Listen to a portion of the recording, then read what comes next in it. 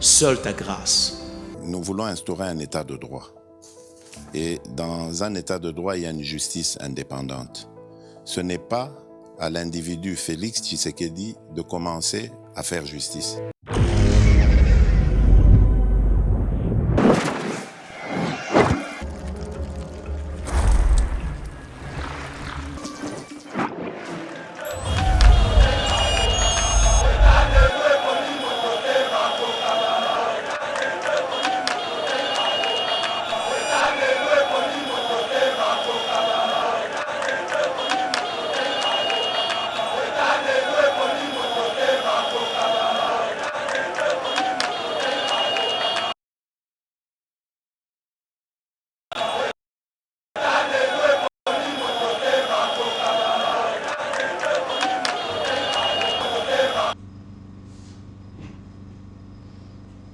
Bonjour, bonjour, bonjour, bonjour, bonjour, Bandeko, peuple congolais, famille Yeba TV, Bisika Bolandaka, Mwanamboka Trésor Lumbu, partout Bisika Bino Bozali, Nakati ya plateau, ya Yeba TV. Ça fait moi Miko Lebele, tout le monde a binoté.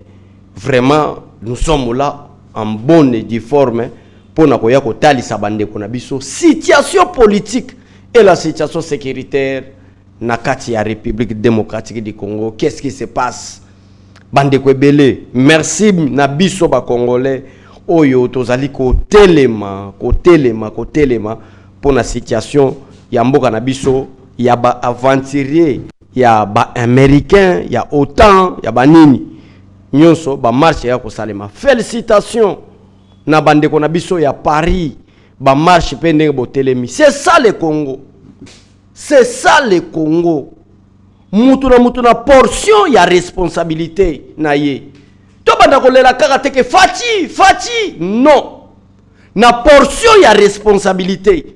Na makoki oyo yo ozali na yango. Qu'est-ce que tu dois faire pour que message na yo tambola na mokili mobimba que ba américain, ba français autant baza derrière le Rwanda pour balkaniser la République démocratique du Congo. Message na yo en tant que congolais ani na musalo sala kozana ba ONG na yo ozo sala ni na ba ONG na yo par rapport ya bandeko na biso baza kokufa na est ozali musicien congolais totika na makamba ba polémique oya beta ba sala boy oza musicien ozo beta na ba sala minene message na yo pour na mboka ezali nini. Merci beaucoup. L'entraîneur Yaba Léopard, ya République démocratique du Congo, malgré vous êtes étranger, vous avez compris en tant que l'entraîneur ya Mboka Oiza agressé par le Rwanda, yo peut aussi symbole otier. Merci. Atabino pe artiste musicien nabiso. Atabino nazana posa message ekende na bakushi nyoso ya population congolaise. C'est-à-dire moi je suis artiste. Loko la minute oyo toza batu na mokili tozo yeba malamu ke Ferregola azobeta Adidas Arena tozo yoka bango moko ba musicien 9000 places 10000 places. C'est aussi un bon millier, un bon endroit en tant qu'artiste musicien congolais au lancer pe message ya complot ya OTAN. Que fait le Conseil de sécurité? Que fait l'ONU? Que fait la communauté internationale par rapport à l'agression rwandaise dans le sol congolais? C'est possible. Nazo beta ba U Arena, nazo beta ba Didas Arena, nazo beta ba Palais des Sports, nazo beta ba Zénith, nazo artiste musicien. Quel est le message aux autres transmettre à la population, na peuple na yo, na communauté internationale par rapport à la musique que vous beta na mboka bapaya sur la situation à l'est de la République démocratique du Congo? Tout le monde doit en parler. Tout le monde doit en parler. Mutu nyonso na portion ya responsabilité aux anango, il faut oloba. Ba comprendre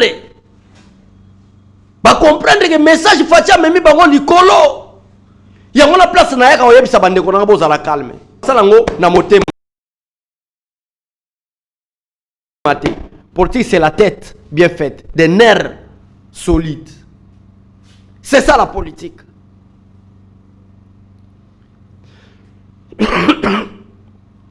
C'est ça la politique. Des nerfs solides. Fatia Memi Bango Likolo. Pour intimider le président de la République, ba semaine où tu koleka. Parce que na yeba tifito ya kité. Ko intimider ba Congolais, ko intimider mo konziamboka pour que mo konziamboka cède na dialogue, pour que mo konziamboka cède de loko moko. Toke ndeko dialoguer ba délégué président ya Pologne. Kita na Rwanda. C'est un message pour na kopesa ba Congolais. Kita na Congo, du fait qu'on est en train d'intimider Tshisekedi pour que a dialoguer na Paul Kagame, pour que a dialoguer na ba M23. Le collabo na dialogue totinda Pologne et la Pologne l'un des pays de l'OTAN. Le président polonais a quitté na kata Kigali. C'est un message fort pour na ba Congolais. Pour na kotali sape mokonzi mboka son excellence Félix Antoine Tshisekedi Tshilombo que batu oyo za komona makambo tozala koyebisa yo tosa yango parce que Pologne ke kuna na ka oyo Rwanda kozala attaquer. Qui veut attaquer le Rwanda? C'est le Congo. Le président de la République Félix Antoine Tshisekedi Tshilombo, nous allons attaquer le Rwanda. Nous allons attaquer le Rwanda. C'est la raison pour laquelle Bomoni o babengi bongo président à Pologne. Naso insiste ngo. En direct et à Rwanda.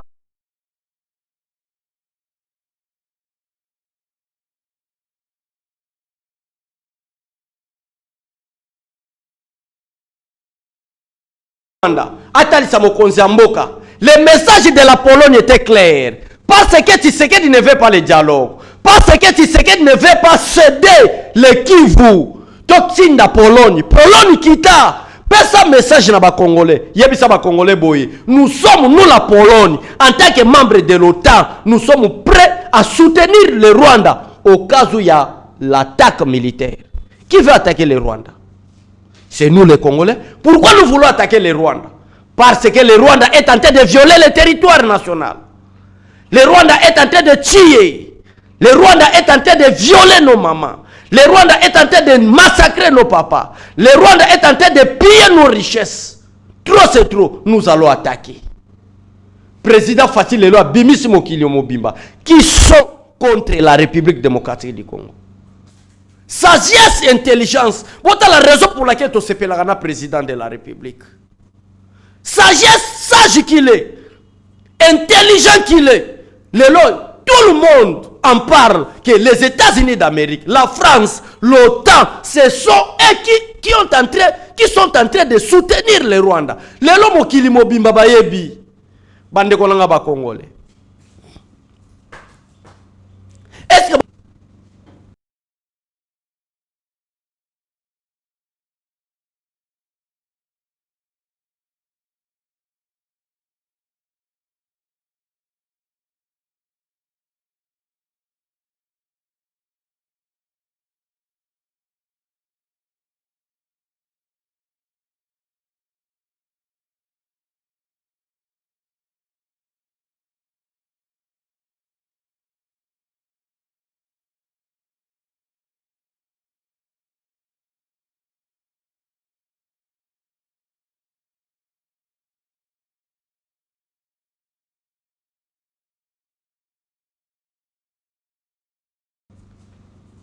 bon lancer un message à Congolais na kanete pour que le message est écarté que c'est nous les États-Unis d'Amérique, ce sont des Européens, des Américains, le OTAN n'est pas ça derrière le Rwanda. Ba filmer message na bisoté.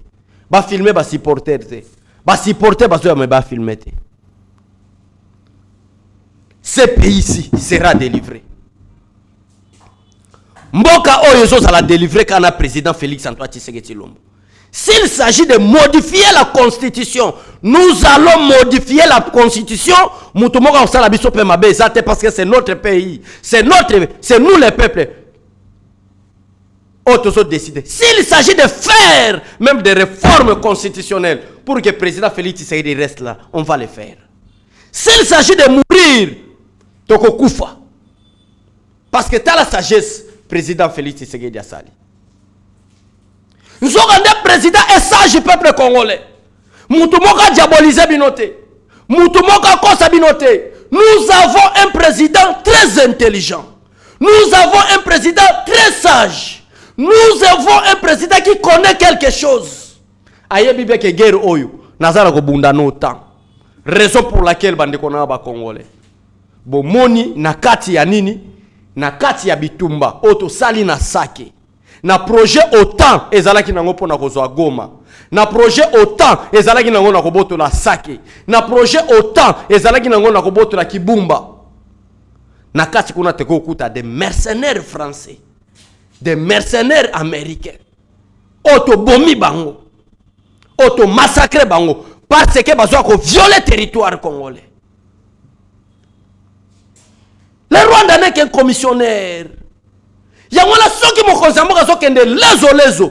Kozala motema ko beta te.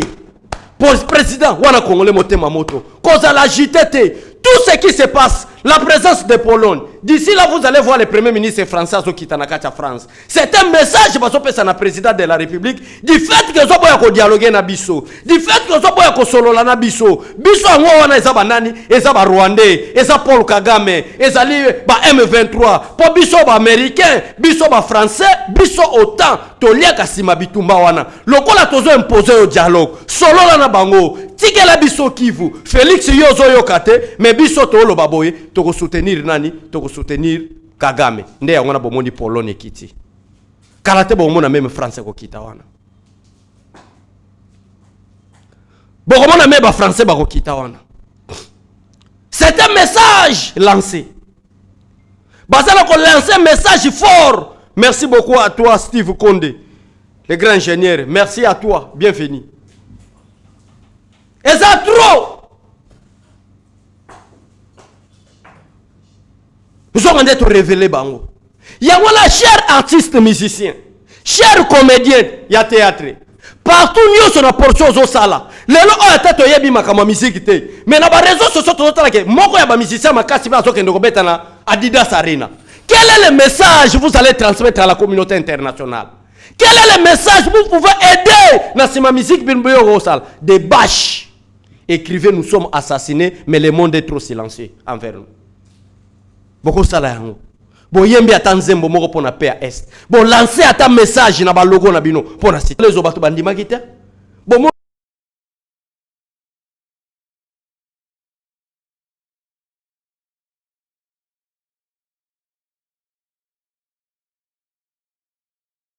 on dit déjà Pologne.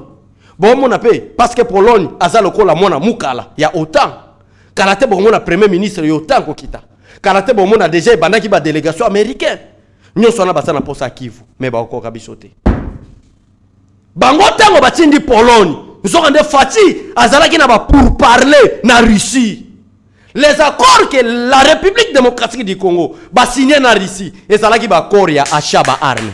C'est raison pour laquelle Toza na ba armes, toza na ba char. Après l'embargo, nous avons des drones, nous avons les avions de chasse. Bakorwana. Nous avons des fois sage qu'il est, intelligent qu'il est. Et ça, il n'a pas encore sec déclaré la guerre avec les Rwandais.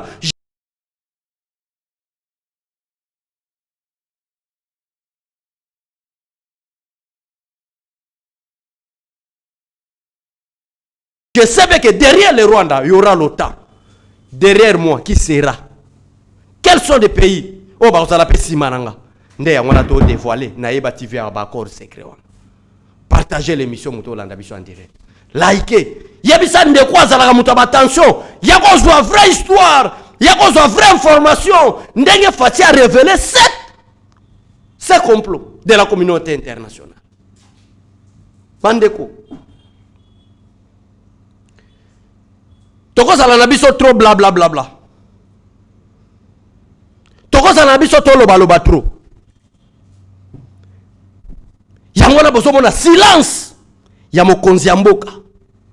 Ndeko musu peut-être azana France.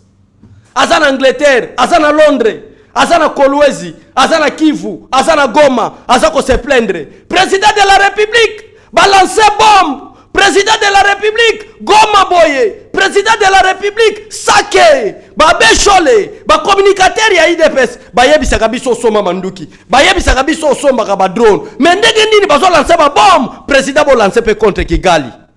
Congolais moussou peut-être aza bongo. Aza agité parce qu'il a l'ingimbo kanaye. Mais bon, qu'il y a une agitation en athée. Agitation en a. Oh, par contre, les Rwandais, ce sont des agitations. Ba perdre Kivu. Balkanisation na Kivu kosala masote. Ba généraux na bango nyoso ba kotinda na Nord Kivu. Tozana ko boma bango. Il n'y a plus un grand nombre de jeunes Rwandais na kacha Rwanda. Parce que et belle majorité ba jeunes wana ba kufi na bitumba Congo. Tozana ko bomba bango. Mais pour lancer les opérations contre les Rwandais, par rapport à la bombe au Yabwaki, par rapport au nombre de morts au Yabwaki, Bandeko, et ça c'est facile de bombarder. Mais tu sais qui sont derrière les Rwandais. Vous savez qui sont derrière nous? Toi qui es dans l'agitation, toi qui es dans le Congo est un jardin à caractère complot international. Un pays, une bonne femme, une belle femme, on a poursuivi par plusieurs hommes. Tant de richesses que Dieu a donné. Ils ont tombé aux États-Unis. Ils ont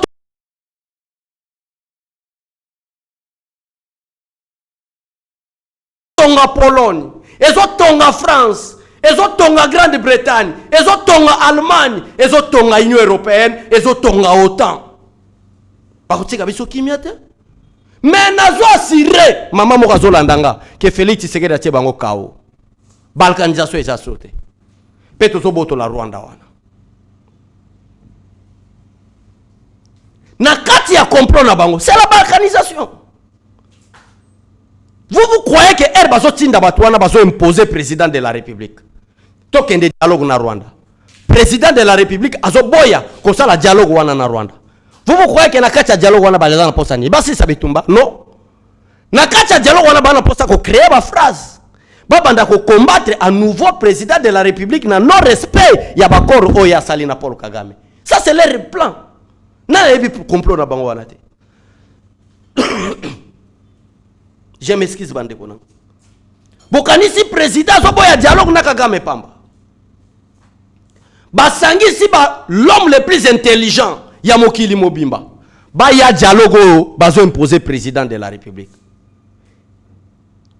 Bah maintenant so bazo faire président de la République dialoguer avec bitumbe si la dialoguer basangi si ba avocat ya mayele basangi si bata mayela mokili mobimba bazui ba américain ba français bazui quelques ba africain o ba miyibi o ba kenda ko yekola ko yiba bokende dès que tu sais que dans zone di dialogue to luka moeto simbise touche na ba koro to signer touche to simbisa bitumbe ko ya suma kasi wana parce que Kagame kenda ko signer na Luanda eza déjà pourri et baby déjà n'avantage naï.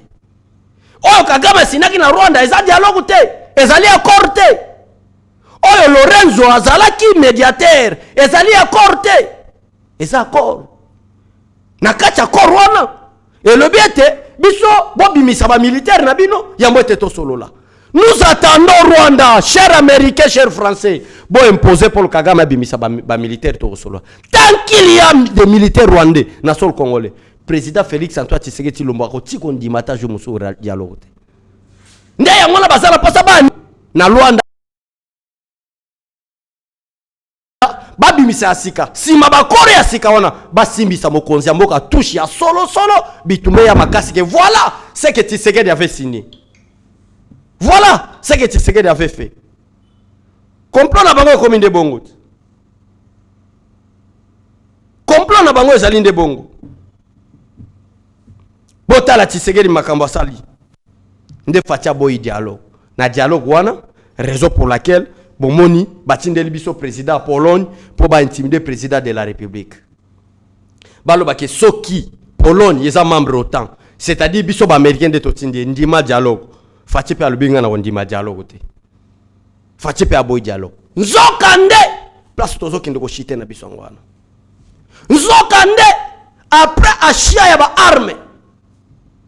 Après achat, il y a un char de combat.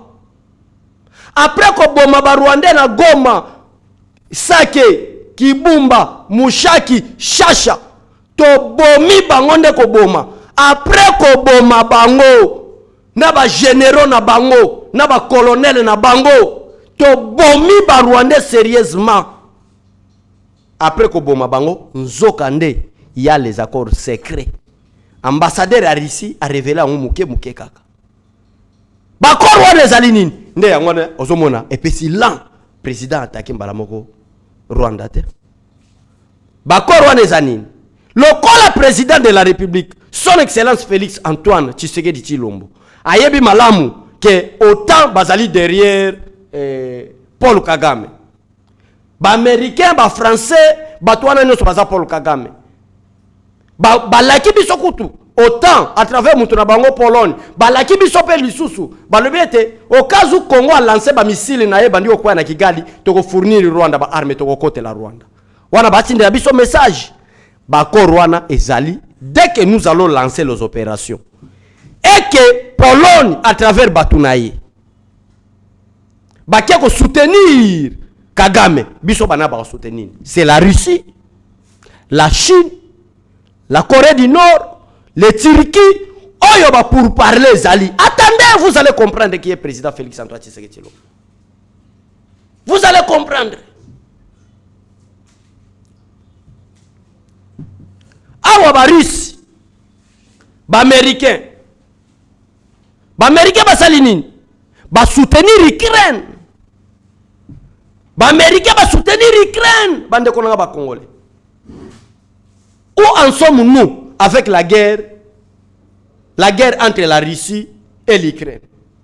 Malgré le soutien des États-Unis d'Amérique, malgré le soutien de la Grande-Bretagne, malgré le soutien de l'OTAN, malgré le soutien de la France, où se trouve l'Ukraine aujourd'hui? Quelle est la situation de l'Ukraine aujourd'hui? Merci à Condé. Quelle est cette situation? Pour nous yebisa bande ko na biso ba Rwandais. Boza na Kinshasa ebele, boza pe na Kivu ebele, o boyekoli Lingala ati Luba ki Congo. Bo yebisa Kagame ka azo a perdre déjà guerre oyo. O bazo ko saiba ko abandonner. Ndeya ngona bomoni beta ki lanterne. Ndeke nini? Kagame zo provoquer. Azo lancé ma bombe, azo lancé ma opération, Félix azo fanda, angambo kezo kende. Congolais ko la JTT. Congolais ko la JTT. Zala calme mes frères congolais. Angaye, Papa Chole, ba bombe, ba lancé sous bombe mususu na Goma. Ce sont des agitations. Kala, Rwanda zako bima ouverte ma boita. Bon monite ke baza coincé. Tozo déclaré guerre na bango. Les accords obiso tozako zela entre la Russie ezala nanga munabiso, Corée du Nord ezala nanga munabiso, Turquie ezala nanga munabiso, baza déjà bakor eza déjà na suka. Et aussi là parce que c'est la politique. Nde Rwanda ko regretter pourquoi ba américain ba kosanga. Rwanda ko regretter pourquoi na yokela Félix Tshisekedi était pendant son premier mandat. Rwanda ko regretter era zomona ba missile zo kwa na kati ya Kigali. Polo na tindi ba avion boye amoni pe ba vol ya Russie eye. Et à ce moment là, le peuple congolais a comprendre que message papa Tshisekedi a fait ça. Oyo que les Européens, les Américains vont regarder la République démocratique du Congo par une petite fenêtre. Marche yango yango de tozana ko kende non? Marche yango to ana ko kende. Ce qui monde ko la divisé par deux à cause de Congo et ko salima. Bino bokenda ko ni na bino na New York, biso pe tokenda ko ni na biso na Russie. Ndé à ce moment là, Rwanda a ko comprendre. Rwanda a ko sosola. Que on ne peut pas jouer avec un grand pays comme la République démocratique du Congo, avec leur grand président comme Fachi Beto. On ne peut pas jouer. Il y a moi mboka Trésor Lumbu. Ayaka po asere bino, bolongo la attention. Bato ebele ba kobanda koleka, ba pesa bino ba fausse information. Bato ebele ba kobanda koleka, ba banda kolobela bino ba makambo moko oyo ko pesa bino découragement ya ko vivre na Congo. Les Goma eza sous haute surveillance. Sake, Chacha, Kibumba, ba vieux zo sala musala sérieusement. Et ba Rwandais pe bazana ko kufa sérieusement. Mais comment on a ba voisin? Ba banda koyebisa bino nini? Ah, mwana mboka Trésor, Goma ilinge kweya, Sake baza déjà na Sake, baza na ba colline ya Sake. Je m'excuse. Baza na Chacha, baza boy. Toza na ko beta ya bango. Nde mwana mboka Trésor Lumbu ayaki a expliqué bino que bande konanga bo sala jitete bo bangelo ko mokote mutu moko pe abangisa bino te mutu moko te abangisa bino mutu moko te akosa bino na ba fausse information parce que batu oyo fati amemi bango déjà nasuka batu oyo bazana kokufa. République démocratique du Congo, guerre dans l'est de la République démocratique du Congo, plusieurs jeeps avec immatriculation de l'Ouganda transportant 4 hauts cadres de M23 viennent d'être frappés par des résistants patriotes congolais de la défense, de l'autodéfense Wanzalendo sur axe Chengerero-Kabingo. Tous les 4 hauts cadres emportés par les résistants patriotes congolais de l'autodéfense Wanzalendo. Ba photo nango ezali. Ba photo nango ezali. Ba kimi o ba banga bongo chasse à l'homme ya ba Sukhoi 25. Ba kimi frappe aérienne ya musika ya ba drone. 4 hauts cadres. Na 4 hauts cadres wana y avait des généraux au bakotaki pour remonter ba plan mususu. Ba drone e beti bango. Pena information mususu o bandeko bazana koyeba. La République démocratique du Congo par rapport aux zones déjà occupées. Les forces armées de la République démocratique du Congo déploient plusieurs blindés sur les fronts au nord Kivu, notamment des blindés BAT UMG. Ces blindés hyper puissants des transporteurs de troupes assurent une protection des forces spéciales lors d'un assaut. Équipe de militaires, équipe de mitrailleuses. Un atout pour les offensives prochaines. Bah vidéo ça, des nouveaux chars de combat. Bah chars de combat et même troupes déjà installés. Tout. Donc tout est déjà installé. Attendons bande konanga, vous allez comprendre. Vous allez comprendre qui est président Félix Antoine Tshisekedi Tshilombo. Tout est déjà installé. Tout est déjà installé. Donc bande konanga ba congolais, yako banga na situation à est ezalité. Yakolela pour la situation est ezalité. Elle n'a pas mutu mususu aso le kana télévision. Aso koka ko expliquer malamute. Un pays qui était sous l'embargo. Yo monsieur Xavier, vous êtes venu ici au Congo. Beaucoup tanina Mbosso qui est le président de l'Assemblée nationale. Bolobi que nous allons sanctionner les pays. Oh nous sommes fabriquer ba armes pour pas passer ba M23. Comment est-ce qu'un pays, un état, une nation comme la République démocratique du Congo baza sous embargo, mais ba M23 baza na ba armes sophistiquées. C'était à l'époque. Mais le ba FARDC ba bomi. To moni marque ya ba armes anglaises. To moni marque ya ba matériel militaire américain. To moni marque ya ba missiles français. Que fait le Conseil des Nations Unies? Bosalini. Boye bo pesi bango ba armes. Bozo bosa na ke ya Congo cause na biso exagiste. Félix Antoine Tshisekedi Tshilombo na qualité à garant de la nation, président de la République. Atindi ba militaire na Uganda te? Atindi ba militaire na Rwanda te?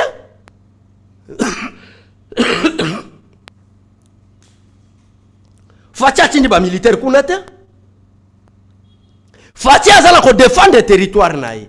Na ba constitution nyonso ya ba mboka nyonso ezala mokili. Ezana article moko lobaka défense ya territoire national par des militaires. Oh Fati azako sala. Mais tala ba Ougandais, tala ba Rwandais, na ba cadre au cadre na bango, ba kutani na frappe ya ba Wanzalendo parce que notre cause est juste. Makila ba Congolais zako ganga, ba Congolais bazala ko kufa. Plus de 10 millions de morts créés par Paul Kagame. Non, trop c'est trop, notre cause est juste. Notre cause est juste. Bande kwe bongo so botali bachar. Hein? Botali degré ya bibundeli wana ezali. Na immatriculation congolaise. Botali kaka degré ezaleli. Hein? Bande konanga, bolo bake non, assurance eza. Botali bibundeli kaka ndenge ezaleli. Hein? Botali ba troupe o bazo uta formation kaka ndenge bazali. Non, notre cause est juste. Nde yango na ndeko nanga, mama nanga, papa nanga longola ko banga. Longola ko banga. longola kobanga bino bokanisi ke Jean-Pierre Bemba na Christian Tiwewe chef d'état-major général si ba clôturer mission na bako bakendaki nini dernier virage non dernier virage ya suka total ba armement autotindi parce que tozo lancer offensive bino bokanisi ezaki pourquoi ezali pour yango alors vous allez prêt merci vraiment na Steve Konde merci Mike Chiswaka staff mobimba ya Yeba TV yambo tena chité bande konanga biso nyo ba congolais ba musicien ba comédien bozo kende poto na ba sala minene bozo beta o Adidas Arena o Irena o ngai boye bo lancer ba message ya paix ke bazo boma biso mais mokili zo lobelo côté ndenge ba mpesha biso na kan bino siko na ba concert bo ke beta bo sala yango ça sera un bon message pour le peuple congolais. Ayez vos apaisements, il y a de bonnes choses qui arrivent. Les Égyptiens que vous verrez aujourd'hui, vous ne les verrez plus jamais. Les Rwandais qui nous attaquent aujourd'hui, dans quelques heures, vous ne les verrez plus. Nzamba Pambola, staff Mobimba, Nzamba Pambola Bino, bo like, bo commenter. Tout le monde à tout à l'heure. Merci beaucoup.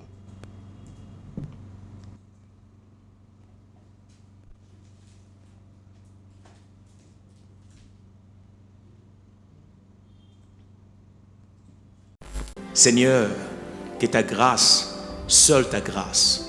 Nous voulons instaurer un état de droit. Et dans un état de droit, il y a une justice indépendante. Ce n'est pas à l'individu Félix Tshisekedi de commencer à faire justice.